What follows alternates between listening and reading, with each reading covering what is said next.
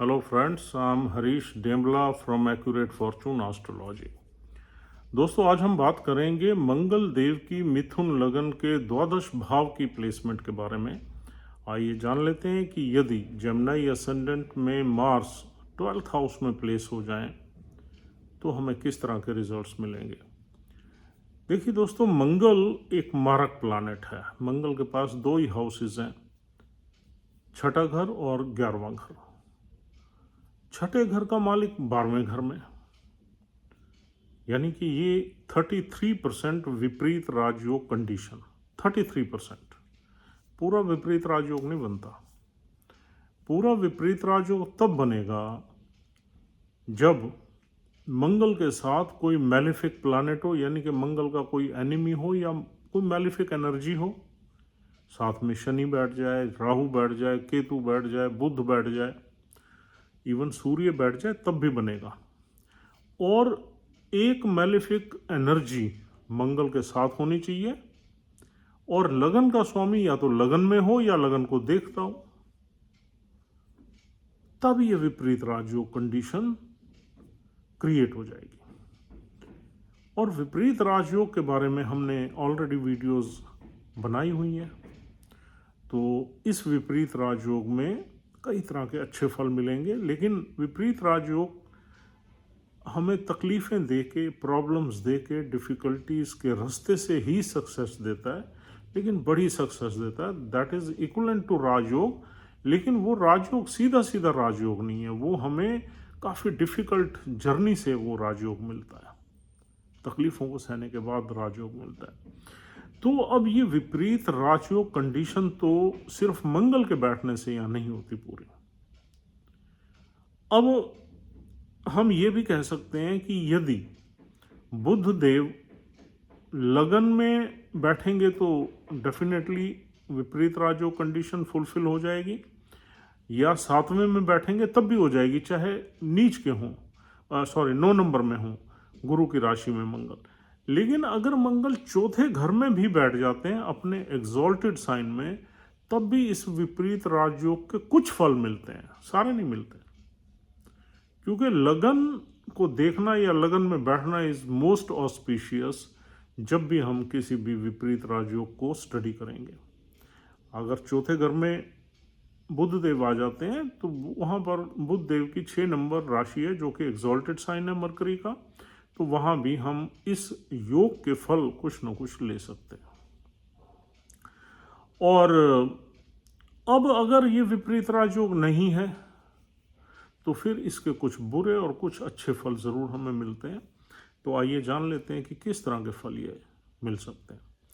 मंगल जब शुक्र की राशि में आता है तो थोड़ा सा मंगल में मंगल का बल या मंगल की विल पावर कम हो जाती है। मंगल में वीनस की एनर्जीज आ जाती हैं। वीनस की राशि है ये। वीनस क्या है? अर्थ साइन है, 2 नंबर अर्थ साइन है, शुक्र देव का है, और ये वेल्थ का साइन है, लग्जरी का साइन है। शुक्रदेव वैसे भी थोड़े सेंसुअल चीज़ों को रिप्रेजेंट करते हैं, रिलेशनशिप्स को रिप्रेजेंट करते हैं, सेक्स को रिप्रेजेंट करते हैं। तो 12वां घर भी बेड प्लेजर्स का है। तो यहाँ पर मंगल की एनर्जी, जो मस्कुलिन एनर्जी है ना, वो इन्हीं चीज़ों में ज़्यादा चली जाती है। यानी कि इंसान के अफेयर्स रहेंगे, लव लाइफ रहेगी, रोमांस में अच्छा होगा, मस्कुलिन एनर्जी कहीं ना कहीं सेक्स एंड सेंसुअलिटी में आपकी जा सकती है। लेकिन मंगल, ये तो मंगल की अपनी एक नेचर है। जो मंगल की अपनी विल पावर या जो एनर्जी है, वो कहीं ना कहीं उसका इन चीज़ों में लगना यहाँ पर तय है। क्योंकि 12वां घर है, 12वां घर लॉस का घर है, एनर्जी का लॉस भी यहाँ कह सकते हैं। और दूसरा, अगर हम सबसे पहले 11वें घर को लें, जो मूल त्रिकोण राशि है मंगल की, 11वें घर का मालिक अगर 12वें घर में चला जाता है तो हमारी इनकम का नुकसान होता है। अब इस गलत फहमी में मत रहिए कि 12वां घर में मंगल देव अच्छा करेंगे। इनकम का नुकसान करेंगे, इनकम का खर्चा करवाएंगे। वो नुकसान खर्चा किसी भी तरीके से हो सकता है, या तो शुक्र रिलेटेड चीज़ों में हो सकता है, यानी कि फैशन में, लग्जरी में, गाड़ी में, या घूमने फिरने में, फॉरेन ट्रैवल्स में, या सेक्स में, या या फिर फैमिली में, क्योंकि फैमिली का साइन है, फैमिली और वेल्थ का साइन है, या फिर फैमिली में कन्वीनियंसी में, फैमिली के एसेट्स में, या फैमिली की कंफर्ट्स वगैरह के लिए जो भी हम चीज़ें जुटाते हैं उसमें, या फिर यहाँ कभी कभी बीमारी में भी पैसा हमारा लगता है। तो खर्चा यानी कि होना है, तो इसका मतलब ये है आपकी जो इनकम होगी उसका मेजर पार्ट आपका खर्चों में जाएगा, खर्चे बढ़ जाएंगे, खर्चे कंट्रोल में नहीं आएंगे। लेकिन हाँ, अगर हम कहीं फॉरेन कंट्री में चले जाते हैं या अपनी स्टेट से दूसरी स्टेट, एक डिफरेंट कल्चर और डिफरेंट स्टेट में चले जाते हैं जहाँ पर कल्चरल वैल्यूज़ अलग हैं, लोग अलग हैं, धर्म अलग है, तो शायद ये प्लेसमेंट हमें अच्छे फल देती है। दूसरे कंट्री में चले जाते हैं तो बहुत अच्छे फल देती है, क्योंकि इनकम का, घर का लॉर्ड अगर विदेश में बैठा है तो विदेश से ही इनकम जनरेट हम करें तो अच्छा ही है। और फिर शुक्र जो है वो हमारा टास्क है, एम्बिशन है, एक्शन है, इनिशिएटिव्स हैं। तो ये सारी चीज़ें हम किसी फॉरेन लैंड में जाके कर सकते हैं। यहाँ पर हम किसी फॉरेन कंपनी में या फॉरेन रिसोर्सेज से अगर मिल जाएं तो भी ये प्लेसमेंट हमें ब्लेस कर सकती है। मिलेंगे कैसे? जैसे हम किसी मल्टीनेशनल कंपनी में काम करें, किसी एक्सपोर्ट इंपोर्ट में काम करें, या फॉरेन लोगों के साथ डेली हमारा कनेक्ट रहे, तो भी ये प्लेसमेंट हमें अच्छे फल दे सकती है, इनकम अच्छी जनरेट करवा सकती है। अब इस प्लेसमेंट में छठा घर भी इन्वॉल्व है। छठा घर किन चीज़ों का है? छठा घर है हमारे डेट्स का, प्राइमरली डिस्प्यूट्स का और बीमारियों का। और छठे घर से हम देखते हैं अपना मामा भी देखते हैं, छठे घर से हम डेली लाइफ देखते हैं, डिफ़िकल्टीज देखते हैं, पेट्स देखते हैं, स्मॉल पेट्स देखते हैं, एक रोज़मर्रा की ज़िंदगी देखते हैं। लेकिन यहाँ पर अगर हमें कोई बीमारी हो जाती है तो फिर उसमें थोड़ी सी कॉम्प्लिकेशन बढ़ती है, क्योंकि छठा घर का मालिक 12वें में चला जाए तो बीमारी हॉस्पिटलाइजेशन में कन्वर्ट हो जाती है। बीमारी कहीं ना कहीं जो है हमें एडमिट करा देती है कहीं, और जो डिस्प्यूट्स हैं हमारे वो भी हमें नुकसान में ले जाते हैं। अगर कोई हमारे ऊपर कोई डिस्प्यूट हो गया, कोई लिटिगेशन केस चल गया, तो उसमें हमें नुकसान होने के चांसेस ज़्यादा रहते हैं, क्योंकि हमारे जो कंपटीशन का हाउस है या डिस्प्यूट्स का, लिटिगेशन का हाउस है, उसका मालिक लॉस में बैठा है। सिंपल सा यहाँ लॉजिक है। ज़्यादा इसको एनालाइज करने की बहुत ज़्यादा डेप्थ में ज़रूरत नहीं है अभी तक, लेकिन कुछ कंडीशंस हम आपको बताएंगे जहाँ पर ये प्लेसमेंट अच्छे फल भी देगी। और दूसरी चीज़ ये है कि डेट्स यानी कि लोन्स, फाइनेंशियल लोन्स अगर आप लेते हैं तो वो भी, उनका भी खर्चा पर्टिकुलर उस एक्टिविटी में नहीं होगा जिसके लिए आपने लोन लिया है, दूसरी चीज़ों में हो जाएगा। आप सपोज किसी एक पर्टिकुलर एक्टिविटी में के लिए लोन ले रहे हैं तो उसका कुछ पैसा आपका उसमें खराब होने की संभावना बनेगी। और फिर इस मंगल भूमि कारक है, भूमि पुत्र, भूमि रिलेटेड एक्टिविटीज़ में भी आपका पैसा नुकसान में जा सकता है, कहीं फंस सकता है। क्योंकि आपने कहीं प्रॉपर्टी लेने के लिए कुछ पैसा दिया, पता लगा वो पैसा फंस गया, बिल्डर ही भाग गया या बिल्डर ने डिले कर दिया आपको, उसका सुख लेने में परेशानियां आती हैं। तो मंगल रिलेटेड एक्टिविटीज़ हमें कम करनी चाहिए। तो ये तो हो गया हमारा छठे घर का प्रभाव। यहाँ से छठे घर से हम अपना मामा भी देखते हैं, और 11th हाउस से हम बड़े सिबलिंग्स देखते हैं। तो आपका बड़ा भाई या आपका मामा या दोनों कहीं ना कहीं फॉरेन कंट्री में सेटल हो सकते हैं, या किसी ऐसी कंपनी में काम कर सकते हैं जो फॉरेन की हो या मल्टीनेशनल कंपनी हो। और अब हम देखते हैं हमारी 11वें घर से हमारी इच्छाएं, हमारी डिज़ायर्स। अब इच्छाएं हमारी यहाँ पर हवा में रहेंगी, यानी कि सोचों में रहेंगी, इमेजिनेशंस में रहेंगी, उनको पूरा होने में बहुत टाइम लग जाएगा जब तक इस मंगल में डिग्निटी अच्छी नहीं है। अब डिग्निटी कैसे अच्छी होगी वो हम अभी डिस्कस करेंगे, आपको बताएंगे।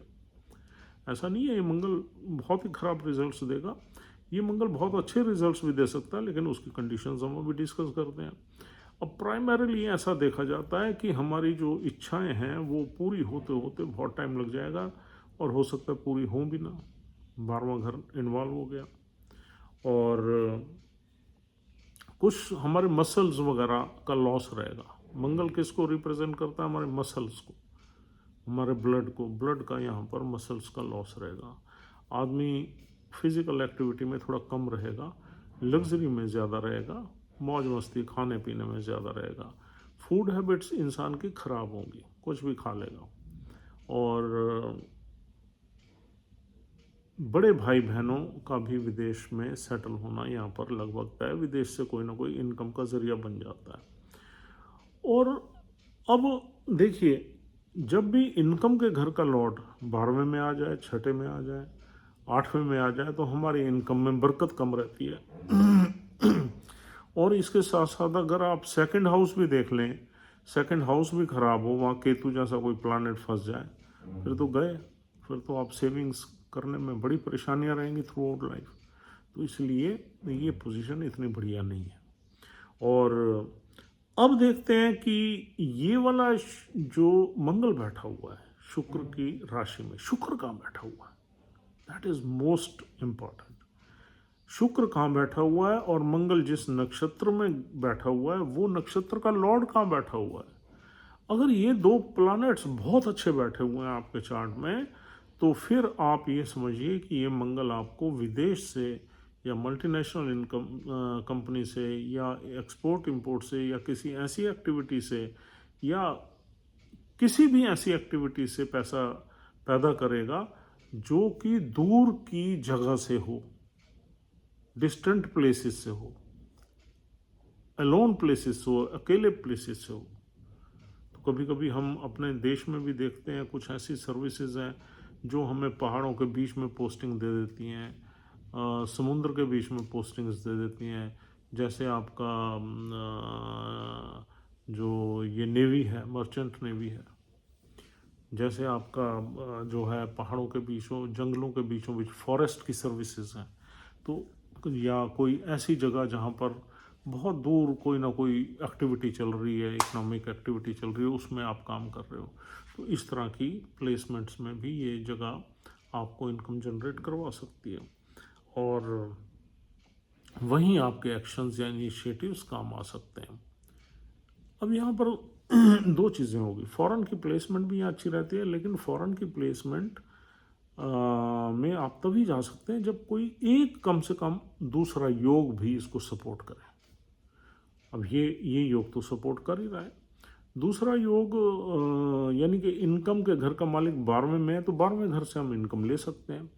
दूसरा योग ये हो गया कि शुक्र जो है वो या तो 9th हाउस में आ जाए, या शुक्र चौथे घर में आ जाए, या राहु चौथे घर में आ जाए, या राहु 8th हाउस में आ जाए, या 9th में आ जाए। तो कहीं ना कहीं कोई ना कोई प्लैनेट ऐसा सपोर्ट करे इसे जिससे ये जो है प्लेसमेंट आपको फॉरेन की सेटलमेंट में ले जाए, तब ये अच्छे फल देगी। दूसरा मैंने आपको बताया विपरीत राजयोग में भी ये बहुत अच्छे फल दे सकती है। विपरीत राजयोग में देखिए क्या होता है, जब अकेला प्लैनेट बैठा हो, यानी कि 6ठे का 8वें में, 8वें का 12वें में, या 12वें का 6ठे में, इस तरीके से एक्सचेंज हो, और लगन का स्वामी लगन में बैठा हो, तो हमारा विपरीत राजयोग 40-50% काम करता है। लेकिन विपरीत राजयोग की पूरी कंडीशंस अगर फुलफिल हो जाए, यानी कि इसके साथ एक मैलेफिक एनर्जी भी आ जाए, तब ये पूरा काम करता है। लेकिन लगन का स्वामी लगन में हो या लगन को देखता हो, ये जरूरी है। लगन को कब देखेगा? जब वो 7वें घर में होगा, एक ही दृष्टि है बुध देव की। लेकिन यहाँ पर अगर अकेला मंगल बैठा हुआ है तब भी विपरीत राजयोग काम कर सकता है, बशर्ते इंसान अपने घर से दूर जाके काम करे। विदेश में भी ये योग काम करेगा। और अब यहाँ पर दोस्तों 3 नक्षत्र मिलते हैं। पहला नक्षत्र है कृतिका नक्षत्र, दूसरा नक्षत्र है रोहिणी नक्षत्र और तीसरा नक्षत्र है मृगशिरा नक्षत्र। तीनों नक्षत्र ही बहुत अच्छे हैं, यानी कि मंगल देव के मित्र प्लैनेट्स के नक्षत्र हैं। एक तो सूर्य का है जो मंगल देव का अति मित्र है, दूसरा चंद्र का है, लक्ष्मी योग बनाता है, वो भी अति मित्र है, और तीसरा मृगशिरा मंगल देव का अपना ही नक्षत्र है। अब देखिए, प्लेसमेंट तो 12वें घर की है, लेकिन नक्षत्र जो है बहुत प्यारे हैं। यानी कि अगर कृतिका नक्षत्र में मंगल बैठा हुआ है और सूर्य की प्लेसमेंट अगर अच्छी मिल गई आपके चार्ट में, तो ये प्लेसमेंट आपको पक्का सेटल कर देगी, बहुत अच्छा। साथ में शुक्र की प्लेसमेंट भी अच्छी हो तो बिल्कुल आप निश्चिंत रहो। दूसरा, अगर ये रोहिणी नक्षत्र में है तो चंद्र की प्लेसमेंट किसी ऑस्पिशियस हाउस में होनी चाहिए। चंद्र ऊंच का ही बैठ जाए, अपनी राशि में बैठ जाए, ऊंच का यानी कि 12वें घर में ही बैठ जाए, तो आप समझो फॉरेन कंट्री गए, वहाँ सेटलमेंट डेड श्योर है। और चंद्र अगर किसी ऑस्पिशियस हाउस में बैठ जाए, यानी त्रिकोण में बैठ जाए, केंद्र में बैठ जाए, तब भी ये प्लेसमेंट बहुत अच्छे रिजल्ट्स देगी। अगर मंगल देव रोहिणी नक्षत्र में, रोहिणी नक्षत्र भी बहुत प्यारा नक्षत्र है। और तीसरा नक्षत्र है मंगल का मृगशिरा, ये नक्षत्र भी अच्छा है, अपना नक्षत्र है मंगल देव का। मृगशिरा में मंगल है तो सिर्फ शुक्र की प्लेसमेंट देखिए आप, शुक्र की प्लेसमेंट अगर अच्छी है चार्ट में तो भी ये प्लेसमेंट आपको अच्छे रिजल्ट्स देगी। विपरीत राजो कंडीशन अगर आपने देखनी है तो फिर बुध जो है अपनी घर में हो, फर्स्ट हाउस में हो, 7th में हो, या तीसरे नंबर की प्लेसमेंट उसकी आएगी चौथे घर में।